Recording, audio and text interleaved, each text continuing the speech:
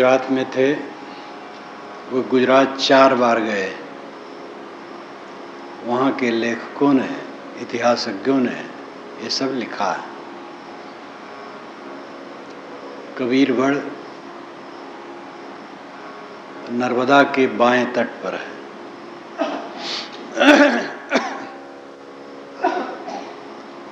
वहाँ नर्मदा उत्तर से दक्षिण को बहती है।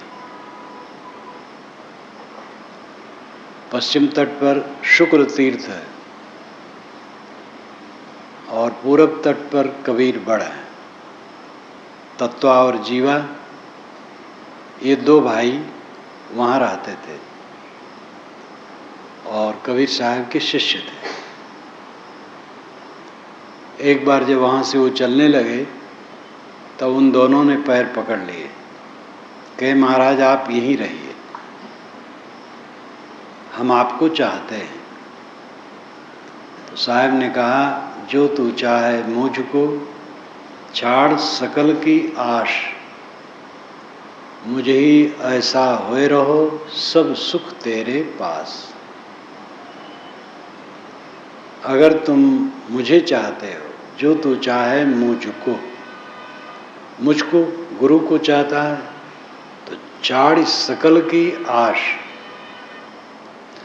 सबकी आशा छोड़ दो और मुझे ही ऐसा होए रहो, जैसे मैं निष्काम हूँ वैसे तुम भी निष्काम हो जाओ।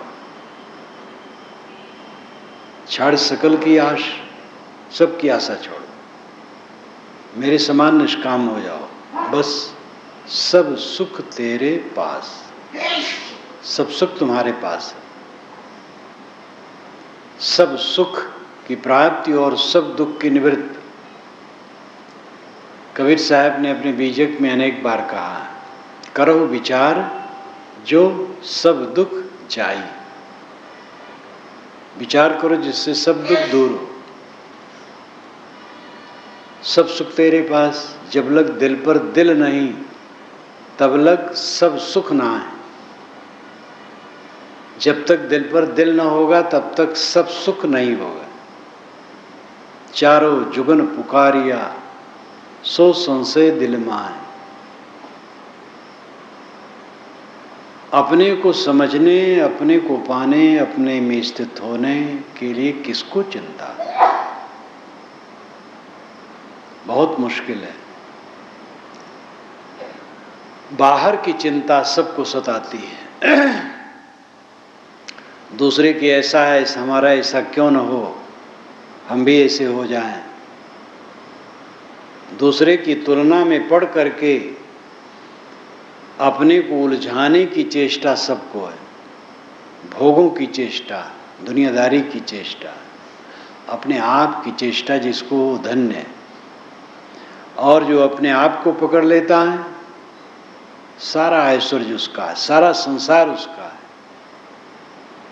जो यह मन को वश करे, शिष्य होए सब देश। अगर कोई अपने मन को वश में कर ले तो सारा संसार मानो शिष्य है। शिष्य बनाने की आवश्यकता नहीं, अपने को शिष्य बनाने की आवश्यकता है। अपने मन को वश में करने की आवश्यकता है।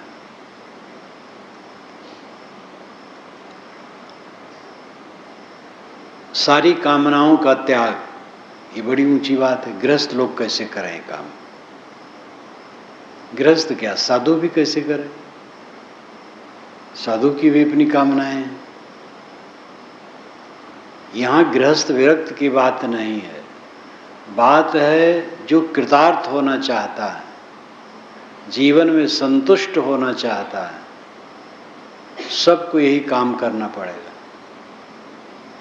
सब कामना छोड़ देने का मतलब थोड़े है कि गृहस्थ है तो हल न चलाए, दुकान पर न बैठे, सर्विस में न जाए। साधु अपने मठ में झाड़ू न लगाए या और जितना काम है न करें। काम तो सबको करना पड़ेगा। ज्ञानी से ज्ञानी को खाने की जरूरत है, कपड़े की जरूरत है, औषध की जरूरत है। जीवन धारणोपयोगी वस्तुएं किसको नहीं चाहिए? विवेकवान उसको संक्षिप्त कर देता है। सहज ढंग से थोड़े में जितना संभव हो गुजर करने की चेष्टा करता, लेकिन आवश्यकता है और आवश्यक वस्तुओं के उपार्जन को अगर हम पाप माने तो उसका भोग भी पाप है। खाना पाप, पीना पाप, कपड़ा पहनना पाप, सब पाप हो जाएगा। मैं भैंसमुड़ी में था, आज से 35-40 वर्ष की बात होगी। लोगों ने बताया देवंती बाई की कुटिया वहीं थी, जो प्रसिद्ध साधिका छत्तीसगढ़ की उस समय की थी। उसके गुरु धर्मदास जी का शरीर छूट गया था, वो भी नारी घट की थी, बहुत तेजवान वैराग्यवान, उन्हीं की शिष्या थी वो। तो 3 महात्मा उसके यहाँ आए थे, लोग बताए। तो कहे देवंती बाई कहाँ है? कहे वो धान काटने गई है। कहे तब उसके यहाँ मैं नहीं रुकूंगा, भोजन उसका नहीं करूंगा। धान काटने में जीव हत्या होती है, क्योंकि न मालूम कितने जीव उसमें मर जाते हैं धान काटते समय। तो मैंने कहा भाई वो महात्मा के मुख में जो चावल दाल आता था कहीं भी, तो आकाश से आता था कि किसी का काटा हुआ रहता था? कोई भी धान काटेगा तभी तो धान आएगा। तो ऐसे ऐसे महात्मा होते हैं एकदम अव्यवहारिक। ऐसे महात्मा नामधारी होते हैं जो किसी मठ पर पहुंचेंगे तो झाड़ू नहीं लगा सकते हैं, क्योंकि झाड़ू लगाने में चींटी मरेगी। अब झाड़ू न लगाया जाए, सफाई न किया जाए, चारों तरफ गंदगी फैले तो और कीड़े होंगे और अहित होगा। तो ये निकम्मापन भी वैराग्य मार्ग में सोचा गया है किसी न किसी द्वारा, और वो अहितकर हुआ। श्रम की आवश्यकता सर्वत्र है। वैदिक ऋषियों ने ज्ञान, तप और श्रम से ब्रह्मचर्य की मेखला बांधने की बात कही है। वेद क्या कहते हैं, ये पुस्तक अब छप रही है और कुछ दिन में आप लोगों के सामने आ जाएगी। वेद का सब कुछ सामान आपको सरल हिंदी में मिल जाएगा। उसके मंत्र भी टिप्पणी में दिया हूँ, नंबर दिया हूँ। ब्रह्मचर्य सूक्त एक लंबा सूक्त है। उसमें आता है कि मैं मृत्यु को समर्पित हूँ। ब्रह्मचारी कहता है मैं मृत्यु को समर्पित हूँ। ऐ दुनिया के लोगों, तुम्हारे में कोई व्यक्ति मृत्यु को समर्पित होना चाहे तो मुझे दे दो, और अगर वो मृत्यु को समर्पित होता है तो मैं उसकी कमर में मेखला बांधूंगा ज्ञान, तप और श्रम के लिए। ज्ञानार्जन करना है, तप करना है और श्रम भी करना है। ये वैदिक ऋषियों की बात हमें सही लगती है। आगे जैनों बौद्धों ने सन्यासियों के लिए तो श्रम का बिल्कुल बहिष्कार कर दिया। आग छूना पाप। वैदिक पंडित अग्नि को सबसे बड़ा देवता मानते हैं। अग्नि मेले पुरोहितम यज्ञ से देवम ऋतजम होतारम रत्न धातमम, ये ऋग्वेद का पहला मंत्र है और विश्वामित्र की परंपरा की रचना है। ये भी गायत्री मंत्र है। अग्नि शब्द पहले और अग्नि ही सर्वे सर्वा है वैदिक ऋषियों का। वैदिक ऋषि अग्नि को सबसे बड़ा देवता मानते हैं। उसी का समुच्चय सूर्य है, जिसके लिए प्रसिद्ध गायत्री मंत्र है तत्सवितुर्वरेण्यम। तो आग में हवन कर कर के वे कल्याण मानते थे।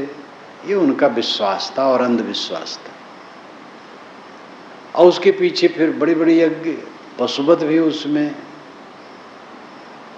तो बौद्धों जैनों ने इसका तिरस्कार किया कि जीववध नहीं होना चाहिए। ये तो अच्छा किया, लेकिन अग्नि को पूजने वाले थे ब्राह्मण, तो बौद्धों जैनों ने अग्नि छूना पाप मान लिया। तो साधु बौद्ध और जैन अग्नि नहीं छू सकते, वो भोजन नहीं बना सकते। अब तो बनाते हैं, बौद्ध लोग तो बना लेते हैं, जैन तो शायद नहीं बनाते। तो अग्नि को छूना पाप और श्रम मात्र पाप मान लिया। मेहनत नहीं करना, हिलना डुलना नहीं, अगर साधु हो गए तो ये गलत हुआ। वैदिक सन्यासियों का भी क्रम हुआ। वेदों में तो सन्यास आश्रम की कोई चर्चा नहीं, वैसे विरक्त होते थे, सन्यासी होते थे, साज होते थे। जो परिपाटी सन्यासियों की आज है, इस परिपाटी का पता वेदों में नहीं।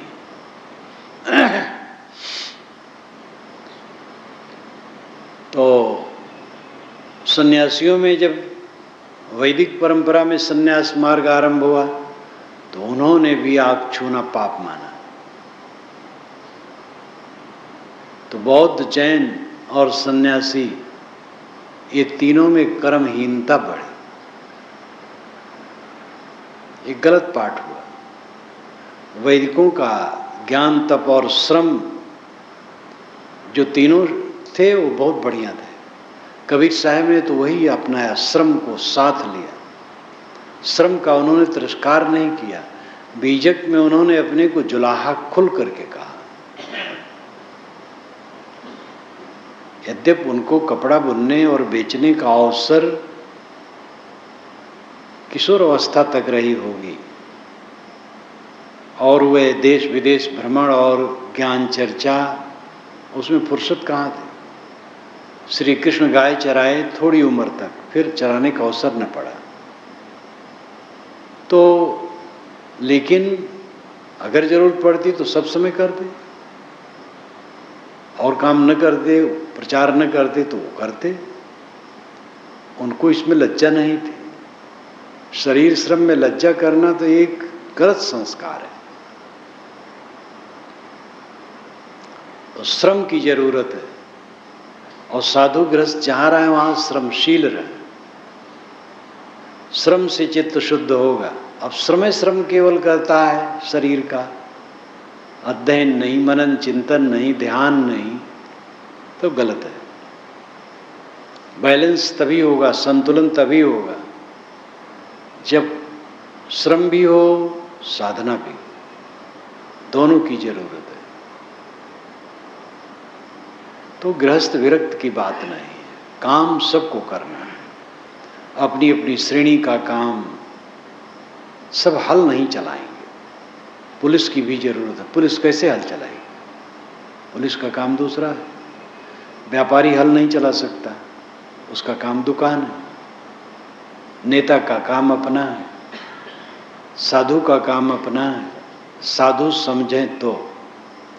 अब साधु राजनीति में आ जाते हैं, साधुतम उनको रस नहीं लगा, तभी तो राजनीति में गए। ये अनर्थ है। प्रपंची हो गए, नहीं राजनीतिक हुए, प्रपंची हो गए तो गलत है। साधु अपना काम करे, उसकी बड़ी जरूरत है। तपता हुआ संसार एक आदर्श चाहता है। गृहस्थी के जंजाल में उलझे हुए नर नारी एक ऐसा आदर्श चाहते हैं जो उन्मुक्त हो, स्वतंत्र हो, शांत हो, सुबस हो। उन्मुक्त मतलब उच्छृंखल नहीं, घुमक्कड़ नहीं कि बस मनमानी घूमता हो, मनमानी बकता हो, ये उन्मुक्त लक्षण नहीं। मन की ग्रंथियां जिसकी कटी हो, उद्वेगहीन हो, शांत आत्मा हो, ऐसे संत पुरुष का आदर्श समाज के लिए चाहिए। यह काम कोई करे, बहुत बड़ा काम है। ये काम करने वाले बहुत कम है, धन्य है जो ये करे।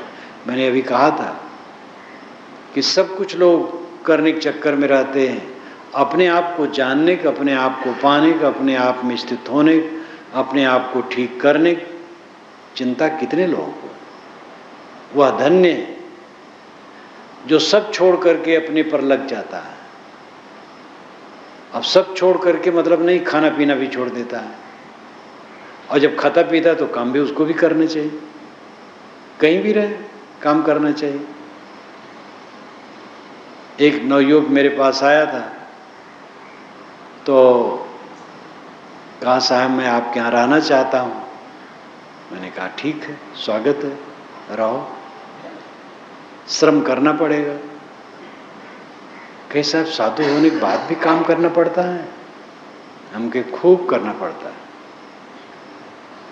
और तुम ऐसा साधु होना चाहो काम न करना पड़े तो यहाँ से चले जाओ, कहीं अलग हो जाओ। तो ये सब साधु क्या होते हैं? निकम्मे, भटकने वाले, सुखाध्यासी, चालाकी मन की।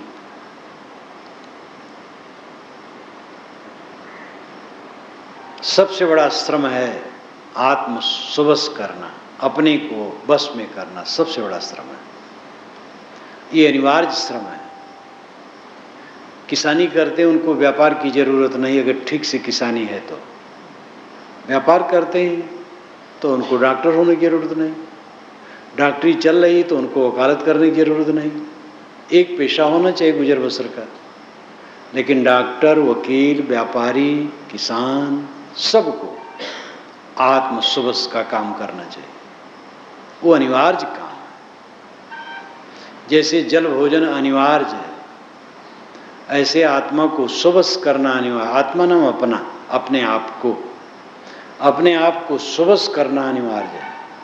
जो अपने आप को सुबस कर लेता है, जगत के लिए वो वरदान है, धन्य है ऐसा महापुरुष।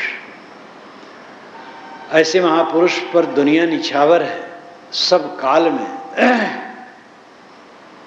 आज से 2500 वर्ष हो रहे हैं, जिसको हम महान सिकंदर कहते हैं, अलेक्जेंडर जिसका नाम था, हम हिंदुस्तानी लोग महान सिकंदर कहते हैं।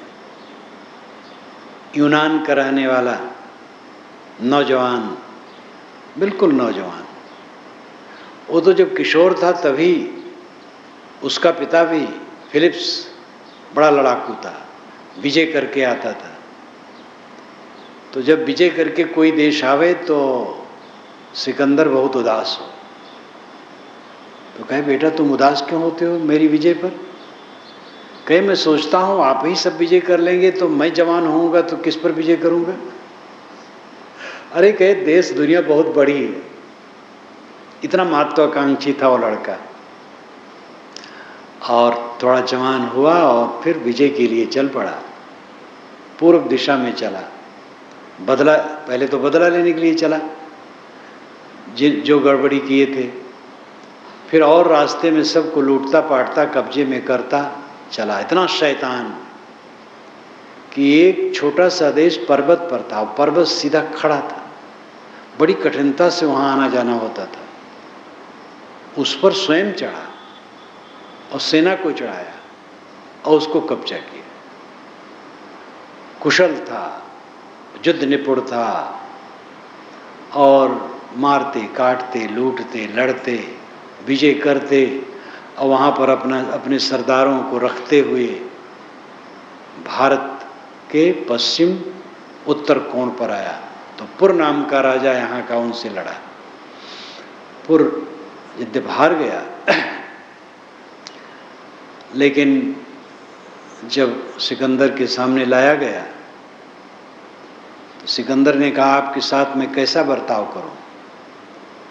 पुर ने कहा जैसा एक बादशाह के साथ करता है, निर्भय होके कहा। सिकंदर ने फिर कहा तो पुर ने कहा मैंने कह दिया। तो वो गले से लगा लिया उसका साहस देखकर, और वहीं उसकी सेना थक चुकी थी और लगा था पुर भले हार जाए लेकिन हिंदुस्तान पर विजय करना मुश्किल होगा। तो सेना लड़ना नहीं चाहिए, थक चुकी थी, अपना देश छोड़े बहुत दिन बीत गए थे, लौट गए सब। बीच में वो मर गया। वह सिकंदर जब विश्व विजय की कामना लेकर के अपने देश में एक संत के पास गया, डायोनीज। वो एक पीपा जैसा था, उसी में रहा करता था। पीपा जैसा बड़ा था, पड़ा था, अकेले रहता था। अवधूत संत निकला था, धूप सेंक रहा था। सिकंदर पहुंचा, बताया मैं सिकंदर हूं, फिलिप्स का पुत्र हूं, आप मुझे आशीर्वाद दीजिए, मैं विश्व विजय के लिए निकलना चाहता हूं। कहे विश्व विजय करोगे तो फिर क्या करोगे? कहे फिर तब आराम से सुख से रहेंगे। कहे तो बिना विश्व विजय किए आ जाओ मेरे पास, मैं आराम से हूं, तुम भी यहीं लेट जाओ, बैठ जाओ, रहो, बड़े सुख से रहोगे। उसको बड़ा आश्चर्य लगा, फटी हालत में पड़ा है, ये सुख से कहता है अपने को। सिकंदर ने कहा मेरे लायक सेवा, कहे जरा धूप लेकर के खड़े हो, हट जाओ, बस यही सेवा। तो छाया उस पर आ रही थी, इतना निर्भीक, इतना निष्काम। सिकंदर के मन में वो छाप पड़ी। तो कहा या तो मैं विश्व विजय करके सम्राट बनूंगा या डायनीज जैसा संत बनूंगा। तो संत तो नहीं बन पाया, उफान शक्ति करता हुआ वो जवानी में मर गया। तो कोई मत का संत हो, एक मुस्लिम फकीर हो, ईसाई फकीर हो, यहूदी फकीर हो, किसी मत का संत हो, अगर वो निष्काम है, निर्माण है, निर्मल है, संतुलित है, कौन पत्थर हृदय होगा जो उसकी तरफ न पिघलेगा? कौन उसको अच्छा न मानेगा, उससे प्रेरणा न लेगा? सबसे बड़ा काम है अपने को सुबस करना, अपने को पहचानना, अपने को सुबस करना, अपने में स्थित होना। अपने को जान लिया, अपने में सुबस हो गया, अपने में स्थित हो गया, तो कुछ बाकी ही नहीं रह गया। बाहर भागते भागते दुनिया भर को हम पाने के चक्कर में पड़े हैं, जो मेरे हाथ में रहने वाली नहीं है। पकड़ करके पकड़ नहीं सकते, देह अपनी मानी हुई, इसको हम पकड़ नहीं सकते। ये भागी जा रही, खत्म होती जा रही, गलती जा रही। कौन सी चीज पकड़ी जा सकती है? और अपने आप को छोड़ करके भी हम छोड़ नहीं सकते। छोड़े तो सब बैठे हैं अपने आप को, अपने आप का ख्याल कहाँ है? लेकिन अपनी आत्मा से अलग कौन हो पाएगा? भले हम आत्मा का तिरस्कार करें, लेकिन आत्मा से अलग नहीं हो पाएंगे। कितना बड़ा दुर्भाग्य है हमारा अपना बनाया हुआ, कि जिसको हम छोड़ करके छोड़ नहीं सकते, उसको छोड़े रहते हैं। और जिसके छोड़ने ही से सारा दुर्भाग्य है हमारा, सारा दुख है। और जिसको पकड़ करके भी पकड़े नहीं रह सकते हैं, उसी को बेहया बन करके पकड़ते रहते हैं। वही हमारे बस में रहे। कब बस में रहता है कौन? याम चिंतयामि सततम मयि सा विरक्ता। जिसके लिए मैं सतत चिंतन करता हूं, वो मुझसे विरक्त है। कई बार आप पाओगे बड़ा मोह, बड़ी ललक, बड़ा अपनत्व, पता चला वो दुश्मन हो गया, उल्टा हो गया। ये भर्तृहरि का वचन है। याम चिंतयामि सततम मयि सा विरक्ता, सापन्नमिच्छति जने सजनो उन्न सकता। अस्मत्कृते परितुष्यति काचिदन्या, धिक्ताम चा तम चा मदनम चा इमाम चा माम चा। ये उनके जीवन की घटना कई बार आप लोगों के सामने कहा हूं, संक्षेप में याद दिला दूं। राजा भर्तृहरि विद्वान थे, संस्कृत के पंडित थे। उन्होंने श्रृंगार शतक और नीति शतक लिख दिया था। अत्यंत अस्त्रैण थे, पिंगला राम की रानी में अत्यंत आसक्त थे। ऐसे दीन दुनिया को उन्हें खबर नहीं थी। लेकिन पिंगला रानी आचरण की ठीक नहीं थी। घोड़ा दरोगा से उसका मोह था, लगाव था, संबंध था। नगर के लोग जानते थे, उनका छोटा भाई विक्रमादित्य जानता था। राजा कैसे जाने, कौन कहे?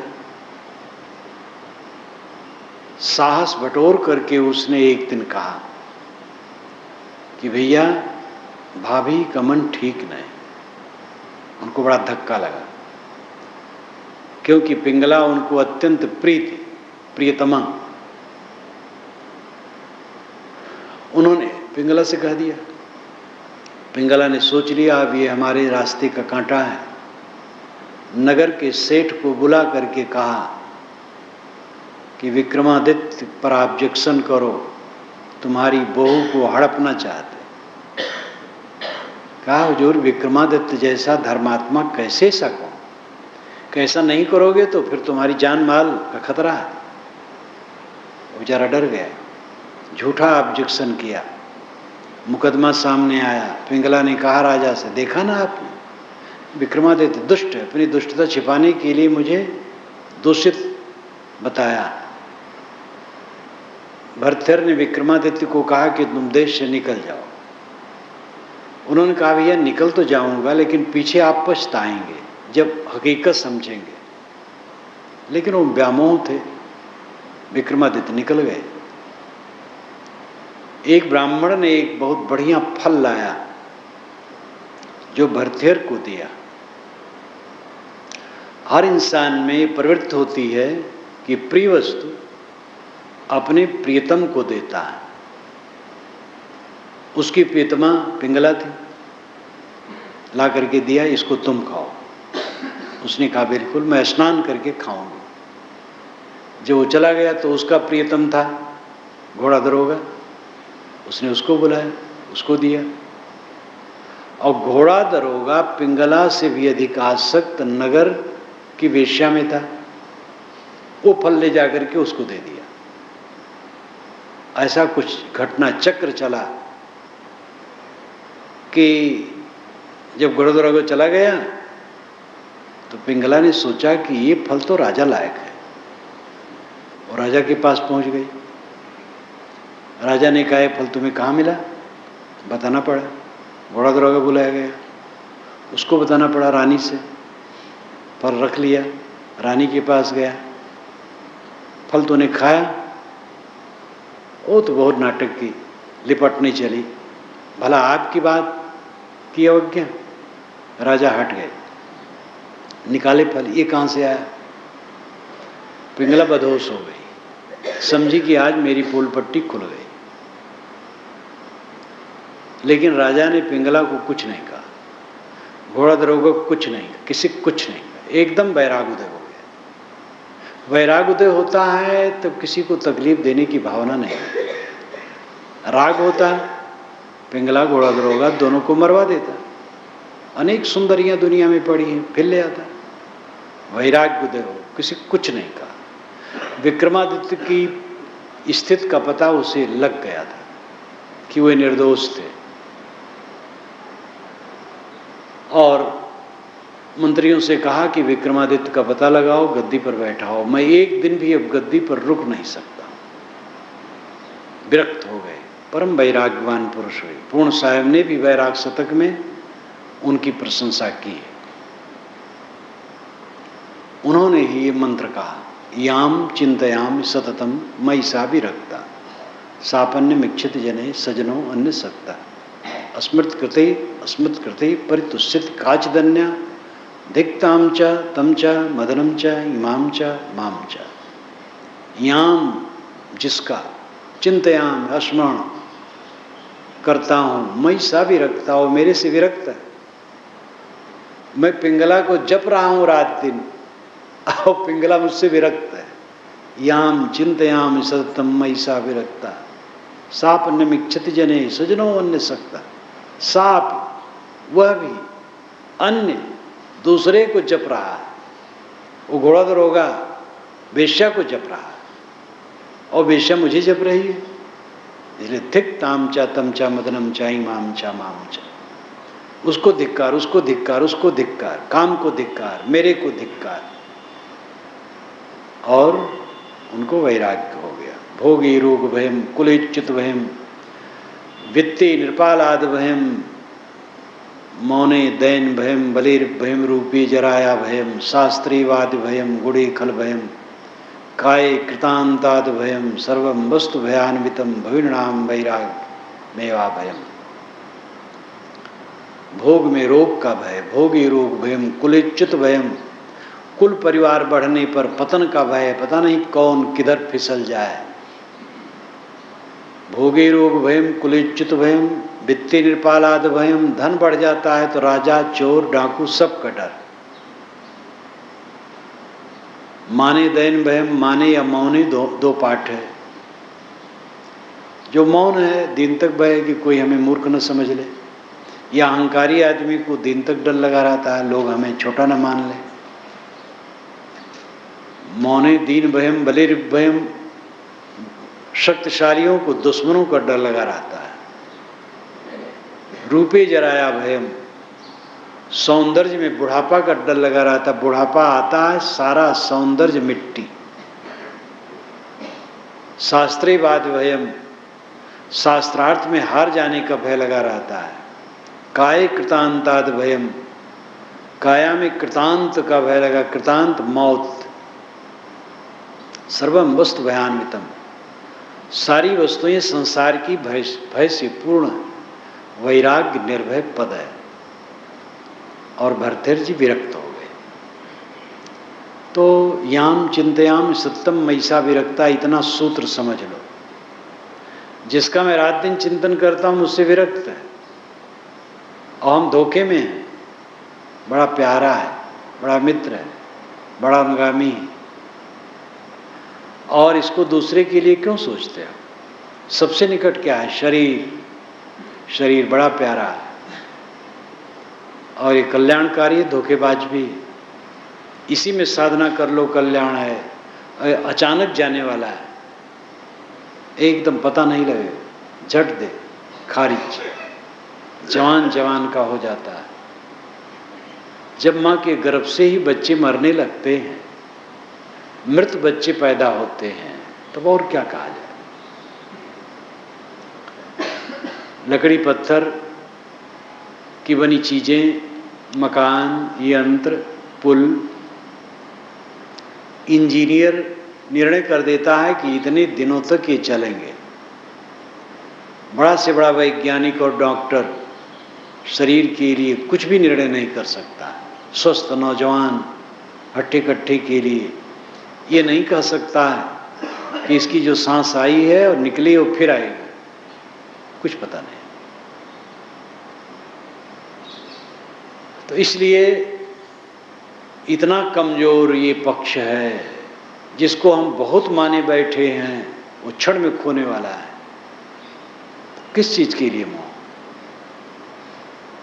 हम श्रमशील हों और अनासक्त हों, यही उपाय है। योम तो ही नाने थे तो अस्ति ना कर्म लिप्यते नरे, ये वेद मंत्र है। तुम्हारे लिए यही उपाय है और कोई उपाय नहीं। न कर्म लिप्यते नरे, नर को चाहिए कर्म में लिपायमान न हो, कर्म करे लिपायमान न हो, यही उपाय है। कल्याण माना जाए जो हाथ पैर बटोर ले उसी का होगा, तो ये अस्वाभाविक है।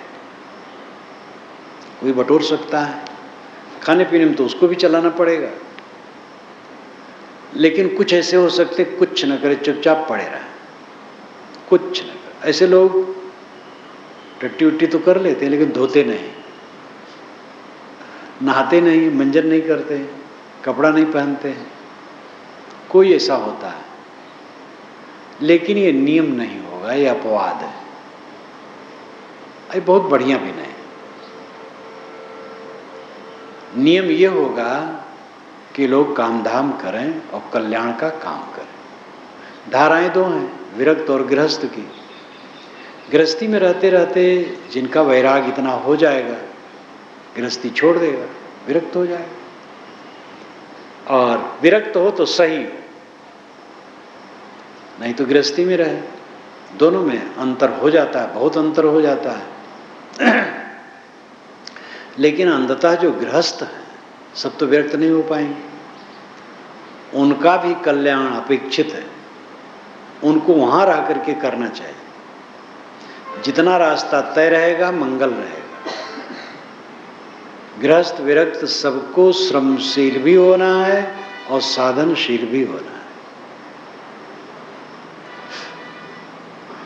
मन की निर्ग्रंथि अवस्था मोक्ष है। इस साकी में साहब ने यही कहा, जो तू चाहे मुझको चार सकल की आश, मुझे ही ऐसा हो रहो सब सुख तेरे पास। मैं निष्काम हूं, तुम भी निष्काम हो जाओ बस। साहब ये नहीं कहते मैं कृपा कर दूंगा तो तुम तर जाओगे, ऐसे वचन है, लेकिन उसके भी अर्थ यही है, अजहूं लेऊं छुड़ाए काल से, जो करे सुरत संहारी। अगर तुम अपनी सूरत को संभाल लो तो आज भी मैं तुम्हें काल से छुड़ा लूँ। तो इसमें भी सूरत संभालने की बात शिष्य को ही बताया, साधक को ही बताया। तुम अपने मन को संभालो, मैं आज भी तुम्हें काल से छुड़ा लूँगा। तो जिम्मेदारी देते हैं तुम्हें अपनी सूरत को संभालना है। मैं तुम्हारी सूरत को, मन को नहीं संभाल पाऊँगा, मैं बताऊँगा। बताने वाला न कोई हो तो कल्याण थोड़े होगा। सही सही रास्ता न दिखाने वाला हो, जो कहते गुरु कोई जरूरत नहीं, वो झूठ बोलते हैं। गुरु कोई उनको न बताता तो अलिफ बेटे से कखा गगा ABCD कुछ नहीं आता। और जितना ज्ञान वे झलते हैं वो ज्ञान किसी से मिला है, लोगों से, ग्रंथों से मिला। वह ग्रंथ के लेखक गुरु हो गए।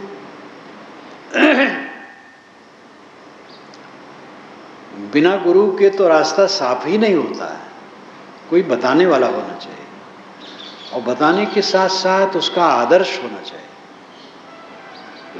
काम क्रोध मोह लोभ मोह में नहीं पड़ना चाहिए तो सब कह लेते हैं, लेकिन ऐसा व्यक्ति हमारे सामने हो जो इसमें न पड़ता हो, तब लगता है कि ऐसी स्थिति में हम भी हो सकते हैं। कहते लोग हैं लेकिन करते हुए नहीं दिखते हैं,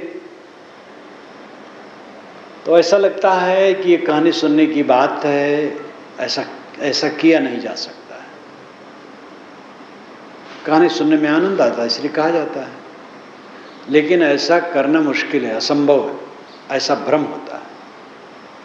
लेकिन जब हमारे बीच में ऐसे भी पुरुष मिलते हैं जो ऐसी अपनी दशा में हैं, निष्काम हैं, तृप्त हैं, संतुष्ट हैं, उद्वेग शून्य हैं, कृतार्थ हैं, तब लगता है कि हम भी ऐसा हो सकते हैं।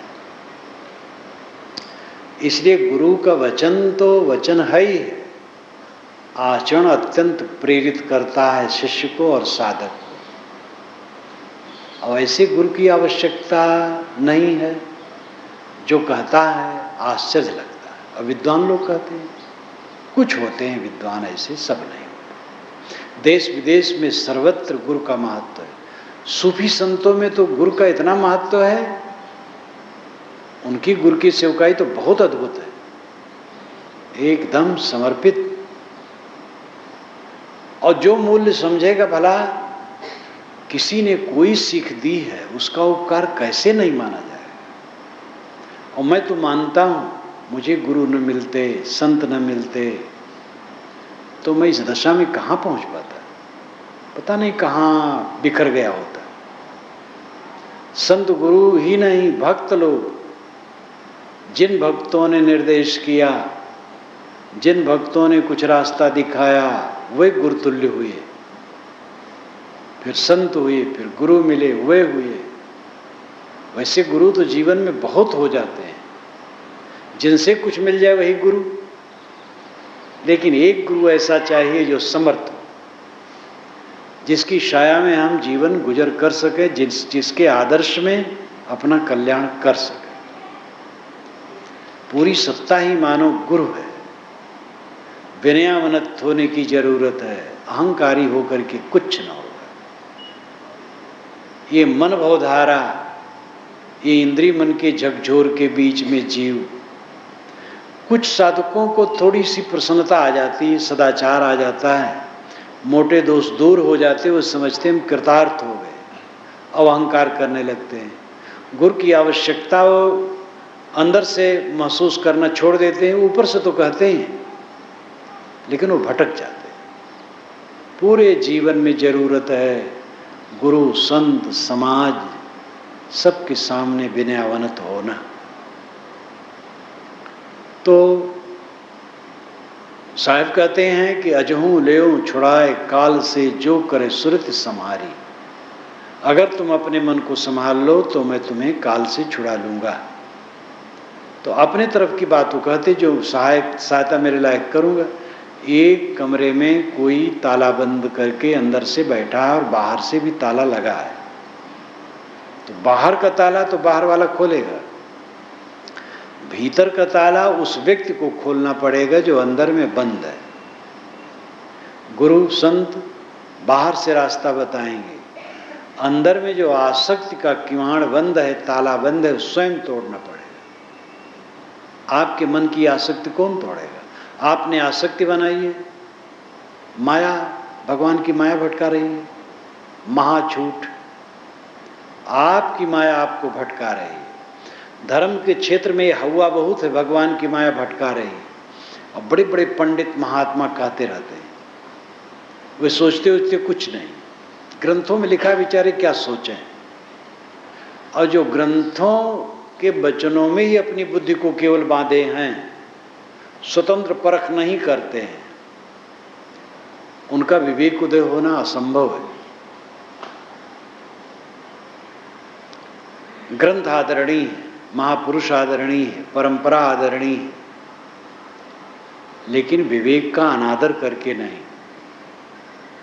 आखिर परंपरा, गुरु, संत, शास्त्र, इन सब की बात भी हम अपने विवेक से ही समझ पाएंगे, इसलिए विवेक की आवश्यकता है।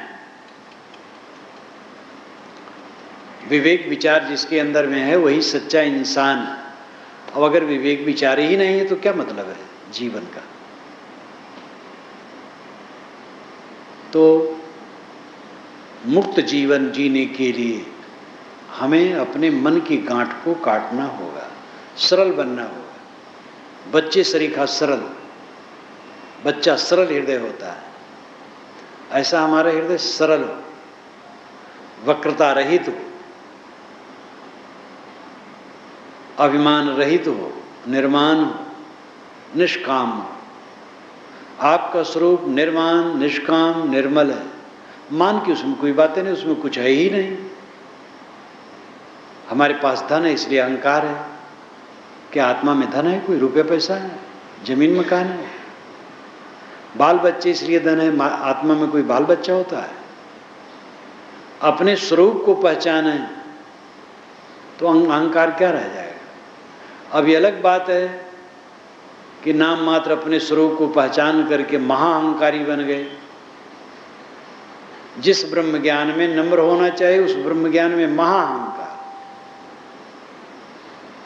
मैं एक प्रसिद्ध तीर्थ स्थल में था, हरिद्वार में, तो एक सन्यासी यहाँ गया, कई सन्यासी मठों में गया, तो वो हमें जानते होंगे, ले गए कमरे में बैठाए, बातचीत होने लगी।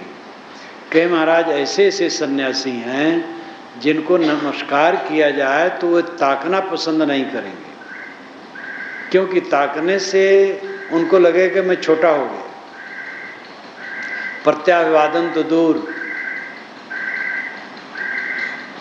कुछ ब्रह्मज्ञानी माने रहते मुझे नमस्कार नहीं करना चाहिए और प्रत्याभिवादन भी नहीं करना चाहिए। तो ये कुछ बात समझ में नहीं आती। उपनिषदों में ऐसी चर्चा नहीं।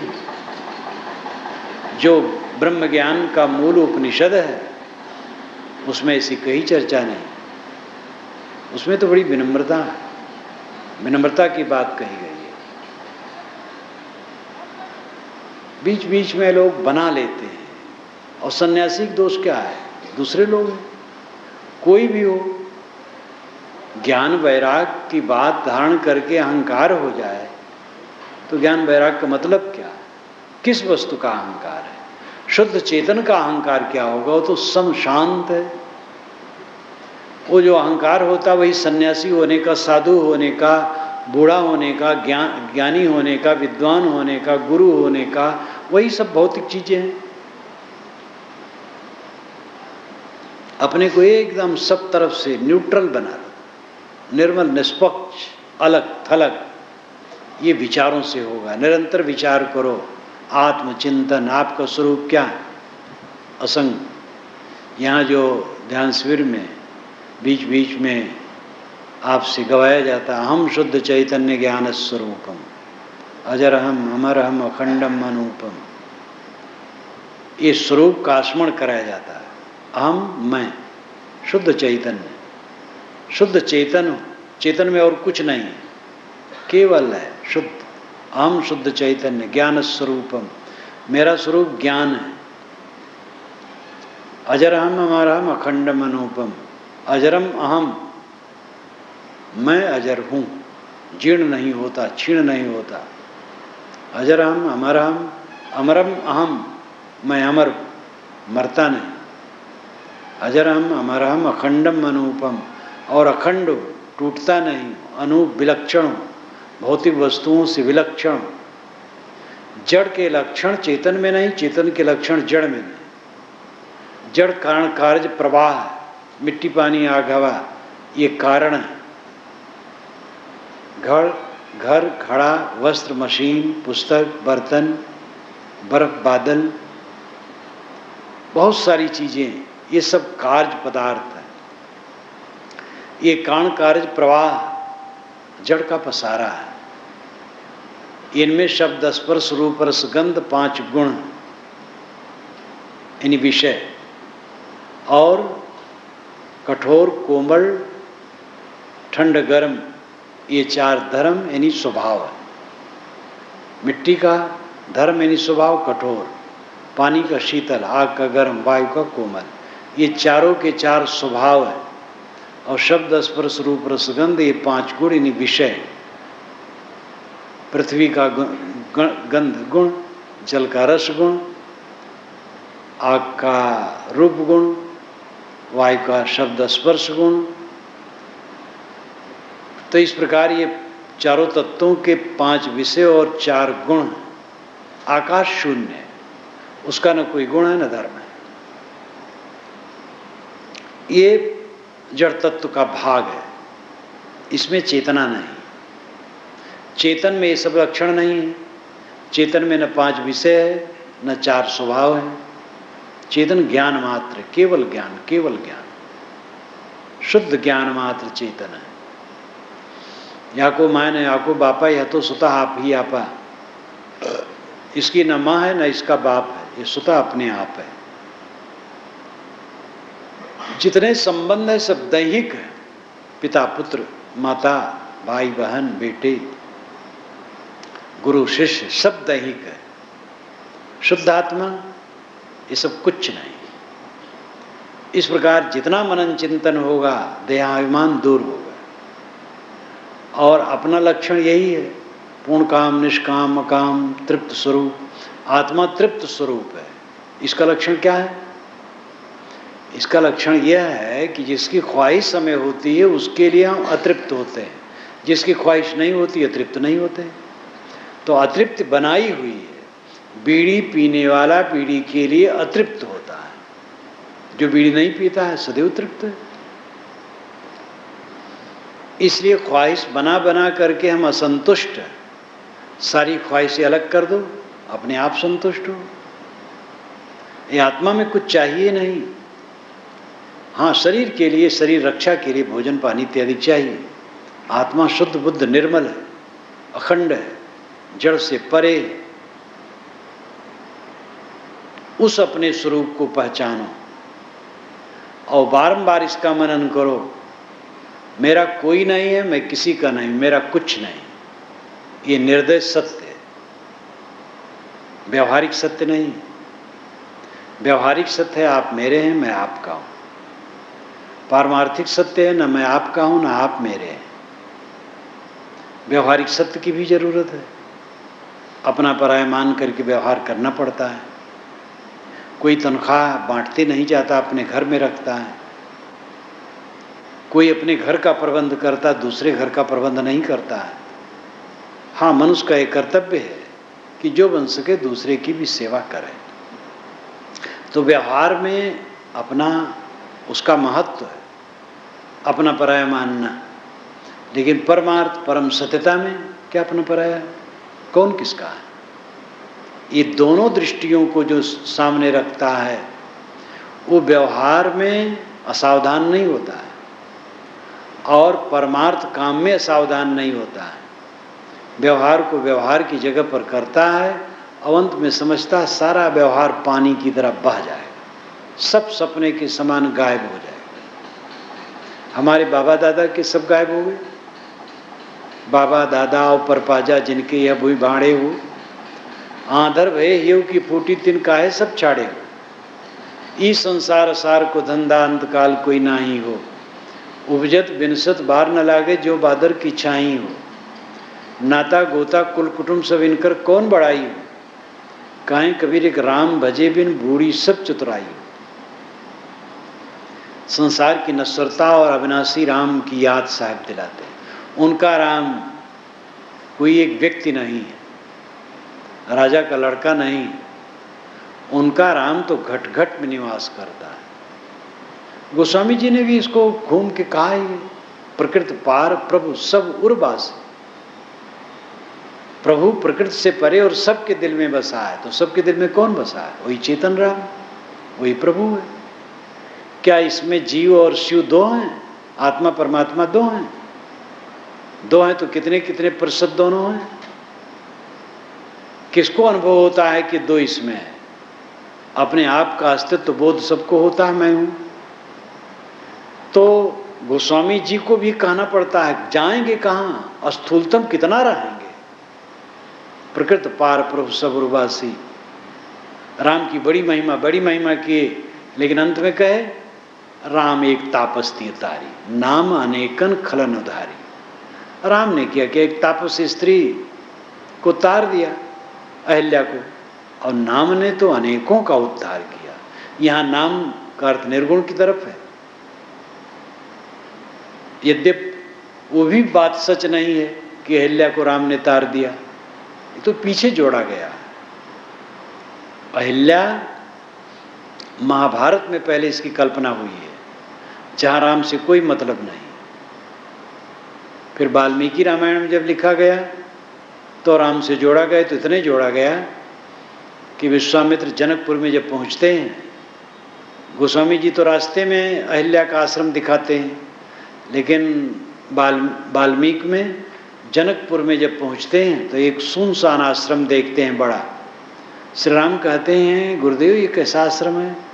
कि ठीक है, तुमने पूछ लिया तो चलो दिखा दें।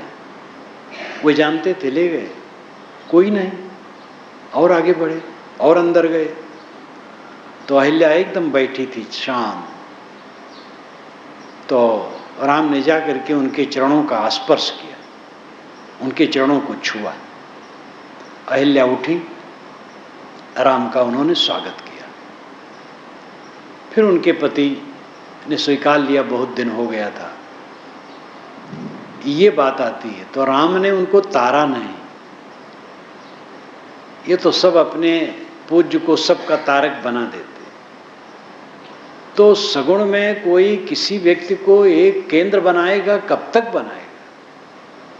अंत में आत्मा ही सबका अपना अपना केंद्र है। आत्मा को पहचाने। तो मैंने साहब का एक उदाहरण दिया था, उनकी घटना बताई थी। जब तत्वा जीवा के आश्रम से साहब चलने लगे तो उन दोनों ने पैर पकड़ लिए, साहब आप यहीं रहिए, हम आपको चाहते हैं। तो साहब ने कहा, जो तू चाहे मुझको, छाड़ सकल की आश, मुझे ही ऐसा हुए रहो, सब सुख तेरे पास। अगर तुम चाहते हो मुझे तो मेरे हाथ पैर बांध करके क्या करोगे? साधु तो रुकता नहीं एक जगह। जैसा मैं निष्काम हूं वैसे तुम भी निष्काम हो जाओ, बस सब सुख तुम्हारे पास है। और ये अभ्यास सब करो, गृहस्थ विरक्त स्त्री पुरुष, निष्काम बनो। पत्नी से निष्काम, पति से निष्काम, माता पिता से निष्काम, पुत्र से निष्काम। भौतिक दृष्टि से शिष्य भी गुरु से निष्काम रहे, केवल आध्यात्मिक आशा रखे, और गुरु भी शिष्य से निष्काम रहे, सबसे निष्काम रहे। देखो सब फूल खिल जाए, आनंद आ जाए। कामना करके लड़ाई झगड़ा है, सब रागद्वेष से कला कल्पना है। पति पत्नी एक दूसरे से निष्काम होकर के रहेंगे, सुखी रहेंगे। और जहां कामना बढ़ी बस कूट कुटुंब शुरू। इसलिए निष्कामता सुख का रास्ता है, यही मोक्ष का पथ है। अहम शुद्ध चैतन्य ज्ञान स्वरूपम